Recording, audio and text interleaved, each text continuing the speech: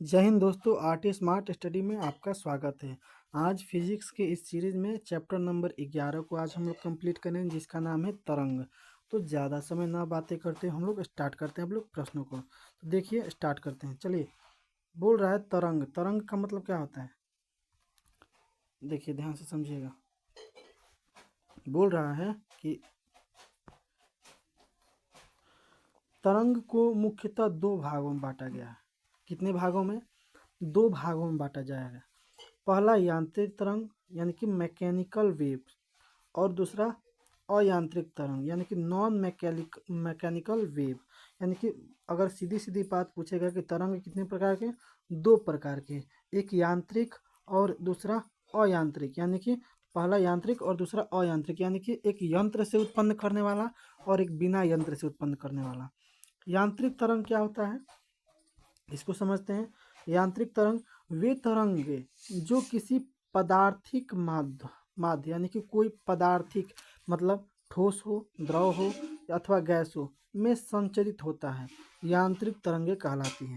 यानी कि ऐसा कोई तरंग जो ठोस, द्रव या गैस में संचरित होता है, उसे हम लोग क्या बोलते हैं? यांत्रिक तरंग कहते हैं। यांत्रिक तरंगों को मुख्यतः दो भागों में बांटा गया है। यांत्रिक तरंग भी दो प्रकार के होते हैं, एक होते हैं अनुदैर्ध्य और एक होते हैं अनुप्रस्थ। ठीक, अनुदैर्ध्य तरंग जो होते हैं, याद रखिए, जहाँ अनुदैर्ध्य आएगा वो ध्वनि में प्रकाश, ध्वनि जो होता है अनुदैर्ध्य तरंग होता है। अनुप्रस्थ जो होता है वो प्रकाश होता है। प्रकाश कैसा तरंग है? अनुप्रस्थ तरंग है। चलिए आगे देखते हैं, अनुदैर्ध्य तरंग क्या होते हैं। तो जब तरंग की गति की दिशा माध्यम के कणों के कंपन करने की दिशा के अनुदिश या समांतर होती है, तो ऐसे तरंग को अनुदैर्ध्य तरंग कहते हैं। ध्वनि अनुदैर्ध्य तरंग का उदाहरण है। यानी कि ध्वनि कब उत्पन्न होता है? जब कोई वस्तु कंपन करती है, तो कंपन से क्या होता है? अनुदैर्ध्य होती है।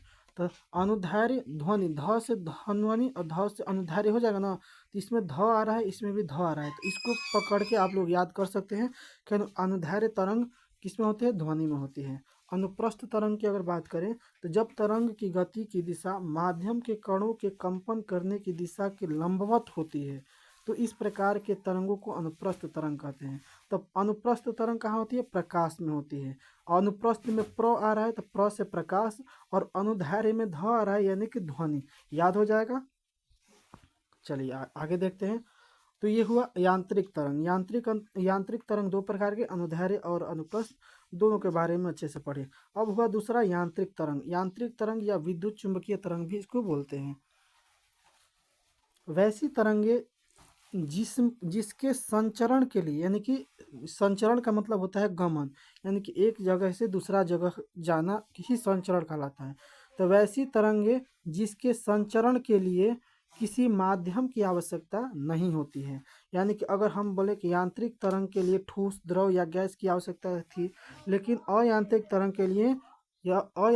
के लिए किसी भी माध्यम की आवश्यकता नहीं होती, अर्थात तरंगे निर्वात में भी संचरित हो सकती हैं। उन्हें विद्युत चुंबकीय या अयांत्रिक तरंगे कहते हैं। सभी विद्युत चुंबकीय तरंगे एक ही चाल से चलती हैं, जो प्रकाश की चाल के बराबर होता है। याद रहेगा। आगे देखते हैं। सभी विद्युत चुंबकीय तरंगे फोटोन की बनी होती हैं। तो ये exam 10th class 12th class ये में इसमें भी पूछा गया है कि विद्युत चुंबकीय तरंगे जो होती हैं वो किससे बनी होती है? तो फोटोन कण से बनी होती है। किससे बनी होती है? फोटोन से बनी होती है। विद्युत चुंबकीय तरंगों का तरंगदैर्ध्य परिसर 10⁻⁻14 मीटर से लेकर 10⁻4 मीटर तक होता है। यानी कि बोला जाए कि विद्युत चुंबकीय अगर तरंगों की तरंगदैर्ध्य परिसर जो होगा 10⁻14 मीटर से लेकर 10⁻4 मीटर तक होता है। आगे देखते हैं। पहले विद्युत चुंबकीय तरंगों के गुण। तो विद्युत चुंबकीय तरंगों के गुण क्या क्या होते हैं? तो यह उदासीन होते हैं, यह अनुप्रस्थ होते हैं, और यह प्रकाश के वेग से गमन करते हैं। यानी कि विद्युत चुंबकीय तरंग जो होते हैं वो बिना किसी माध्यम से उत्पन्न होते हैं, यानी कि कोई माध्यम की जरूरत नहीं होती है। तो जब कोई माध्यम नहीं रहेगा तो ये उदासीन रहेंगे। ये अनुप्रस्थ तरंग होते हैं, जैसे प्रकाश अनुप्रस्थ है तो उसी प्रकार विद्युत चुंबकीय तरंग भी अनुप्रस्थ है। यह प्रकाश के वेग, यानी कि प्रकाश अनुप्रस्थ है, विद्युत चुंबकीय भी अनुप्रस्थ हैं, तो ये प्रकाश के वेग से ही गमन करेंगे। इसके पास ऊर्जा एवं संवेग होता है। जैसे प्रकाश के पास ऊर्जा होता है, संवेग होता है, उसी प्रकार विद्युत चुंबकीय तरंग के पास भी ऊर्जा और संवेग होगा। इसकी अवधारणा जो है मैक्सवेल के द्वारा प्रतिपादन किया गया था। याद रखिएगा, मैक्सवेल के द्वारा। तरंग गति क्या होती है?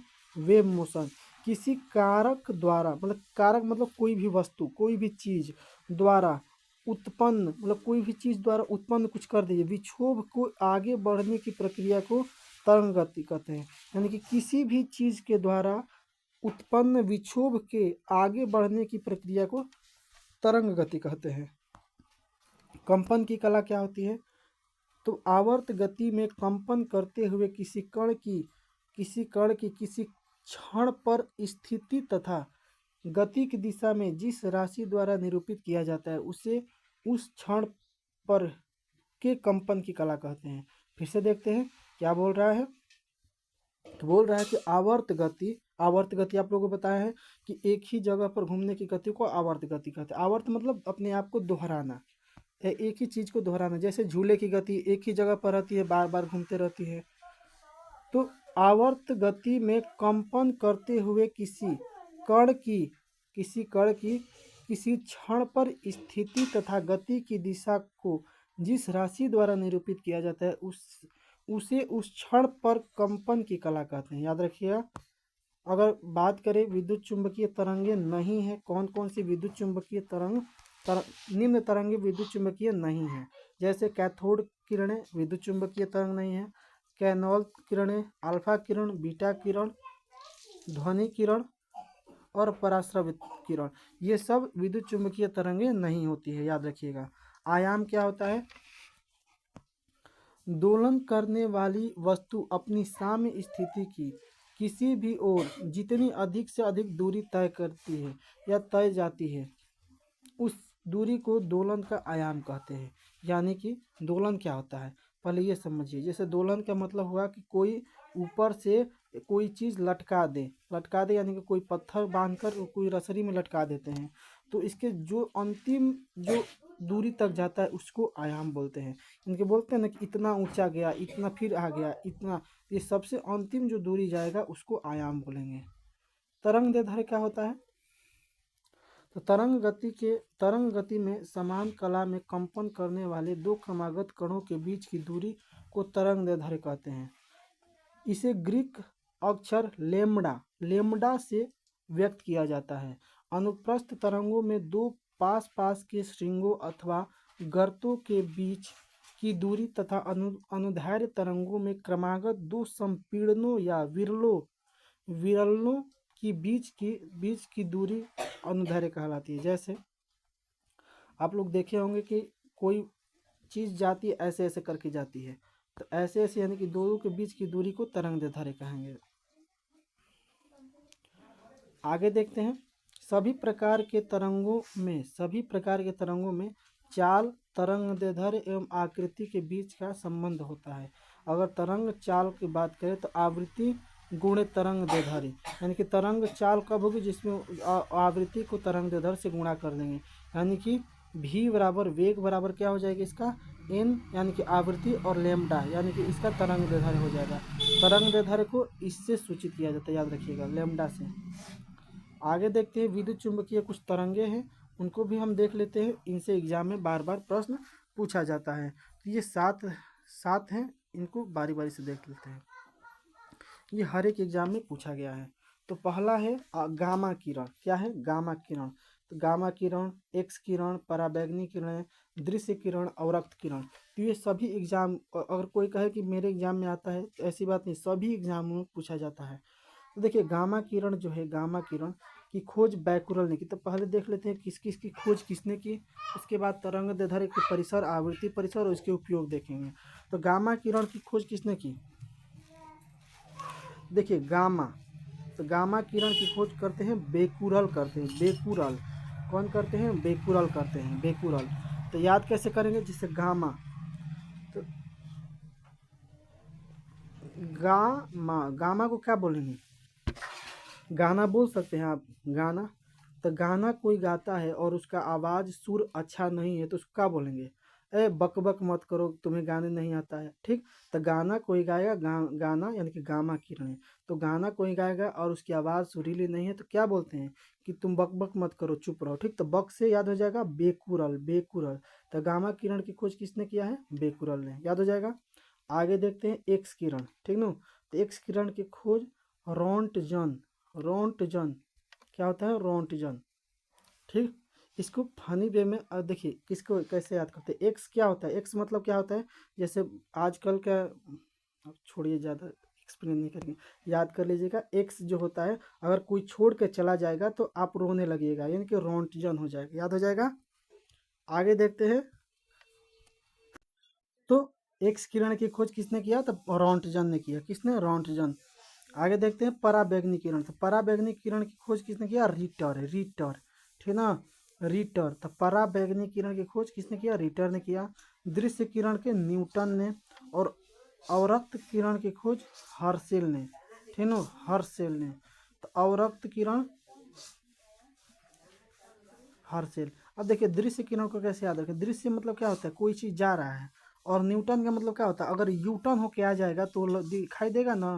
तो यू टर्न मतलब अगर यू टर्न, न्यूटन, कोई भी चीज़ दिखाई देगा जब उधर से लौट कर आएगा, यानी कि न्यूटन को यू टर्न बोल सकते हैं ना।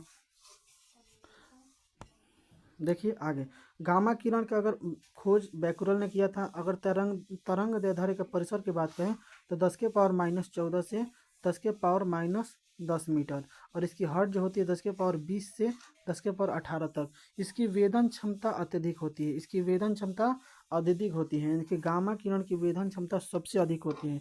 इसका उपयोग नाभिकीय अभिक्रिया तथा कृत्रिम रेडियो सक्रियता में की जाती है। आगे देखते हैं,